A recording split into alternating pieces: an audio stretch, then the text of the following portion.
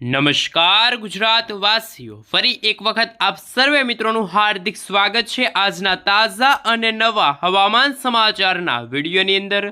મિત્રો, આજે થઈ છે 24મી માર્ચ અને વાર થયો છે મંગળવાર। આજે સાંજ પડે, આજે રાત્રિ થાય એ પહેલા ગુજરાત વાસીઓ થઈ જાજો તૈયાર, બિસ્તરા પોટલા બાંધીને રહેજો તૈયાર, કારણ કે ગુજરાતમાં ભર ઉનાળે જામ્યો છે ચોમાસા જેવો માહોલ। ગુજરાતમાં આંધી, તૂફાન, વંટોળની સાથે હવે પછી મેઘરાજા ગુજરાતમાં મન મૂકીને વરસવાના છે।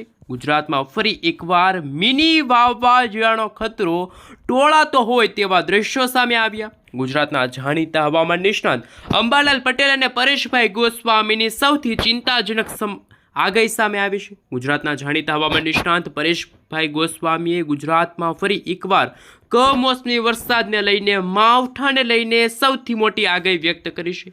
પરેશભાઈ ગોસ્વામીએ જણાવ્યું છે કે અગાઉ 19 અને 20 માર્ચની આસપાસ પડેલા માવઠા બાદ હવે પછી આગામી 28થી લઈને 30 માર્ચના રોજ ગુજરાતના જુદા જુદા વિસ્તારોમાં ફરીથી વરસાદી માહોલ જોવા મળશે। ગુજરાતના જેમાં ઉત્તર ગુજરાત, કચ્છ, સૌરાષ્ટ્રના દરિયાઈ કાંઠે અને દક્ષિણ ગુજરાતના ભાગોમાં વીજળીના કડાકા ભડાકા, થંડરસ્ટોર્મ એક્ટિવિટીના ભાગરૂપે જ્યાં જુઓ ત્યાં પાણીના દ્રશ્યો સામે આવશે।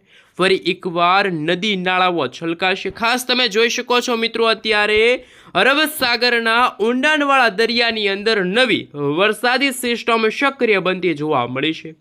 ફરી ગુજરાતમાં વરસાદી માહોલ જોવા મળશે। ગુજરાત તરફ એક નવી વરસાદી સિસ્ટમ સક્રિય બની છે, જેના કારણે ગુજરાતમાં આ સિસ્ટમની અસર ગાજવીજ અને ભારે પવન સાથે ગુજરાતમાં હવે પછી માવઠું ભર ઉનાળે બોલાવશે ભૂક્કા। ખેડૂતો થઈ જાજો તૈયાર। પરેશભાઈ ગોસ્વામીએ જણાવ્યું છે કે આ વરસાદી સિસ્ટમ ગુજરાતને એક સાથે વરસાદ નહીં આપે, પરંતુ ગુજરાતમાં છૂટા છવાયેલા વિસ્તારોમાં જુદા જુદા દિવસોમાં કમોસમી વરસાદ અને માવઠું જોવા મળશે। કોઈક ભાગોમાં તો મિત્રો ગુજરાતમાં આપને જણાવી દઈએ તો કે 40થી લઈને 50 કિલોમીટર પ્રતિ કલાકની ઝડપે તોફાની પવનો ફૂંકાશે। અને મિત્રો, ગત માવઠાની સરખામણીએ જે હવે વરસાદ નોંધાશે, એટલે કે મિત્રો તારીખ 28થી લઈને 30 માર્ચના રોજ ગુજરાતમાં જે વરસાદ પડશે, જે માવઠું આવશે, આ સમયગાળા દરમિયાન વરસાદ ગાજવીજ અને પવન સાથે આવશે। અગાઉના માવઠાના પણ પવનના કારણે ખેતીમાં સૌથી વધારે નુકસાન થયું હતું। આ વખતે પણ મોટા ભાગના વિસ્તારોમાં વેસ્ટર્ન ડિસ્ટર્બન્સની અસર અને ખાસ કરીને મિત્રો થંડરસ્ટોર્મ એક્ટિવિટીના ભાગરૂપે ગુજરાતમાં વીજળીના ચમકારા, કડાકા ભડાકા અને કોઈક ભાગોમાં તો મિત્રો 2થી લઈને 3 ઇંચ સુધીના વરસાદ પડે તેવા પણ સમાચાર અને તેવી ડરામણી આગાહી સામે આવી છે। ખેડૂતોના ખેતી પાકને પણ ભારે નુકસાન થશે। અત્યારે અમે તમને સેટેલાઇટ ઇમેજના માધ્યમથી જણાવીશું કે જે અરબ સાગરના ઊંડાણવાળા દરિયાની અંદર જે વરસાદી સિસ્ટમ બનવા જઈ રહી છે, એ વરસાદી સિસ્ટમ અત્યારે ક્યાં પહોંચી છે। શું મિત્રો ગુજરાત તરફ અત્યારે કાળા ડિબાંગ વાદળોવાળી વરસાદી સિસ્ટમ આગળ આવી રહી છે?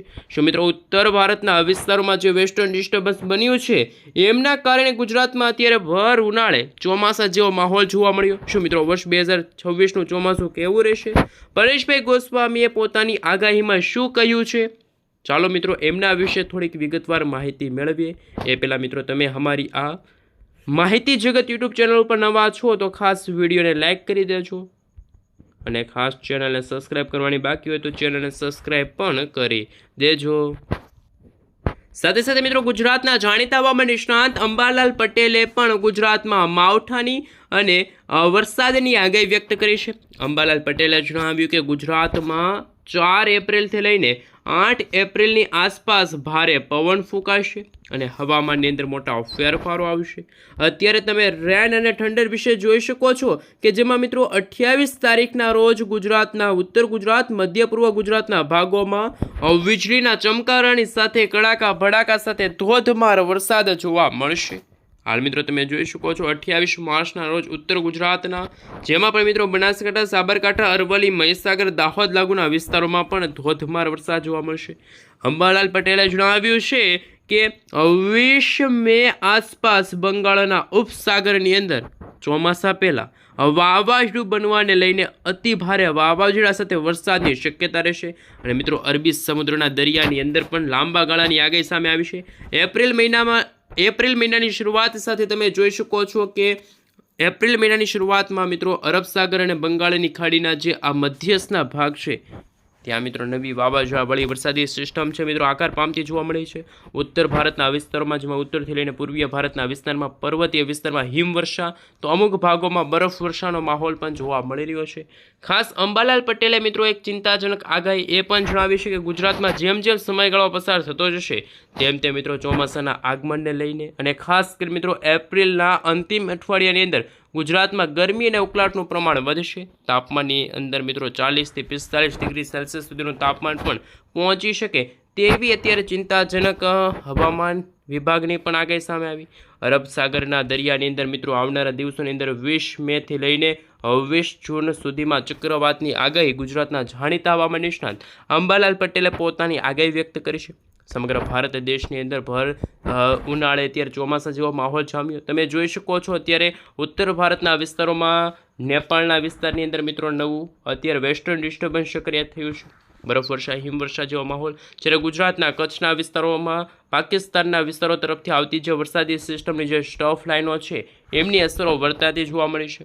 કચ્છમાં મિત્રો લખપત છે, નડિયાદ છે, ખાવડ છે, રાપર છે, ગાંધીધામના વિસ્તારોની અંદર પણ હવે પછી વરસાદી વાદળા છે મિત્રો બંધાતા જોવા મળી છે. આ સાથે મિત્રો સૌરાષ્ટ્રના જેમાં પણ દ્વારકા, જામનગરના વિસ્તાર છે, પોરબંદર છે, જૂનાગઢ છે, વેરાવળના ઘણા બધા ભાગોમાં પણ અંધારિયો વરસાદ, કમોસમી વરસાદ અને વીજળીના ચમકારાની સાથે ધોધમાર વરસાદ જોવા મળશે. અંબાલાલ પટેલે મિત્રો જે અરબ સાગરના દરિયાની અંદર જે વરસાદી સિસ્ટમ બનવાને લઈને જે ચિંતાજનક આગાહી વ્યક્ત કરી છે અને આની અસર ભારતના જુદા જુદા વિસ્તારોમાં નહીં થાય પરંતુ સૌથી વધારે અસર હવે પછી ગુજરાતના વાતાવરણમાં વીજળીના ચમકારાની સાથે ધોધમાર વરસાદની આગાહી. અને મિત્રો જે પ્રી મોન્સૂન એક્ટિવિટીની આગાહી સામે આવી છે એમના વિશે વાત કરીએ તો એપ્રિલ મહિનાની શરૂઆત સાથે હવામાન નિષ્ણાત અંબાલાલ પટેલે મિત્રો 10 થી લઈને 20 એપ્રિલ વચ્ચે પ્રી મોન્સૂન એક્ટિવિટી થશે. અરબ સાગરના દરિયામાં મિત્રો સાયક્લોનિક સર્ક્યુલેશનવાળી વરસાદી સિસ્ટમ મજબૂત બનશે. તમે જોઈ શકો છો મિત્રો 29 તારીખના રોજ જે વરસાદી સિસ્ટમ બનશે એમના કારણે ગુજરાતમાં પ્રી મોન્સૂન એક્ટિવિટીની અસર જોવા મળશે. અને મિત્રો આપણે જણાવી દઈએ તો 11 થી લઈને 20 મેનો જે સમયગાળો છે એ સમયગાળા દરમિયાન આંધી, તુફાન, વંટોળ સાથે માત્ર ગુજરાત જ નહીં પરંતુ દક્ષિણ ગુજરાત, આ સાથે મુંબઈના જે દરિયાઈ કાંઠે છે તે વિસ્તાર છે, હરિયાણા છે, બેંગલુરુ, બેંગલવી લાગુના વિસ્તાર છે, મદુરાઈના પણ દરિયાઈ કાંઠાના વિસ્તારોમાં જાણે આભ ફાટ્યું હોય તેવા દ્રશ્યો સામે આવશે. આ મિત્રો ગુજરાતમાં 30 માર્ચ દરમિયાન પણ કમોસમી વરસાદ અને માવઠાનું સંકટ છે યથાવત રહેશે. આ મિત્રો જેમ સમયગાળો પસાર થતો જશે તેમ તેમ નવી વરસાદી સિસ્ટમ આકાર પામશે. સેટેલાઇટ ઇમેજના માધ્યમથી તમે જોઈ શકો છો જમ્મુ કાશ્મીરના વિસ્તારની અંદર હજુ પણ -10 ડિગ્રી સેલ્સિયસ સુધીનું તાપમાન જોવા મળ્યું. જ્યારે ગુજરાતમાં મિત્રો અત્યારે તાપમાનની અંદર 2-3 દિવસથી ભારે વધારો થઈ રહ્યો છે. ગરમી અને ઉકળાટનું પ્રમાણ વધ્યું પરંતુ હવે આવનારી 24 થી લઈને મિત્રો 72 કલાકની અંદર ગુજરાતવાસીઓને રહેવું પડશે તૈયાર. બિસ્તરા પોટલા બાંધીને ગુજરાતવાસીઓ થઈ જજો તૈયાર, કારણ કે ભર ઉનાળે ગુજરાતમાં જાણે આભ ફાટતું હોય તેવા દ્રશ્યો સામે આવશે. નદી નાળાઓ છલકાશે. મિત્રો તમને જણાવી દઈએ તો દક્ષિણ ગુજરાતના કયા વિસ્તારની અંદર વરસાદની સૌથી વધારે અસર જોવા મળશે તો કે સુરત છે, વ્યારા છે, આહવા છે, વલસાડ છે, તમે જોઈ શકો છો ભરૂચ છે, રાજપીપળા છે, વડોદરા છે, આમોદના વિસ્તારની અંદર ખંભાતના વિસ્તાર છે, અમદાવાદ છે, ધોળકા છે, નડિયાદ છે, વિરમગામ છે, તમે જોઈ શકો છો એ રીતે મિત્રો સુરેન્દ્રનગરના ઘણા બધા વિસ્તારની અંદર વાતાવરણની અસ્થિરતા જોવા મળી છે.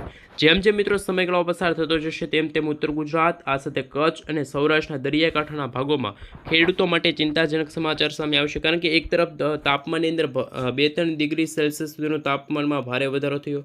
હવે જ્યારે ચોમાસાના આગમનની સાથે જે રીતે નવી વરસાદી સિસ્ટમો અરબ સાગરના દરિયામાંથી આગળ આવશે, જો મિત્રો આ વરસાદી સિસ્ટમ વળાંક લઈને ગુજરાત નજીક આવશે ત્યારે ગુજરાતના દરિયાઈ કાંઠાના ભાગોમાં અંદાજે 40 થી લઈને 50 કિલોમીટર પ્રતિ કલાકની ઝડપે તોફાની પવનો ફૂંકાશે અને માછીમારોને પણ સાવચેત રહેવા માટે હવામાન વિભાગ તરફથી મિત્રો એલર્ટ મોડ છે એ જાહેર કરવામાં આવ્યું. ખાસ કરી મિત્રો વેસ્ટર્ન ડિસ્ટર્બન્સ અને થંડરસ્ટોર્મ એક્ટિવિટીના કારણે ગુજરાતમાં કમોસમી વરસાદ માવઠું છે એ ભૂક્કા બોલાવી. શકે છે ગુજરાતના ખેડૂતો માટે સૌથી ચિંતાજનક સમાચાર મિત્રો લાંબા ગાળાની આગાહી સામે આવી છે. ઉત્તર ભારતના વિસ્તારોમાં વેસ્ટર્ન ડિસ્ટર્બન્સની અસરો છે.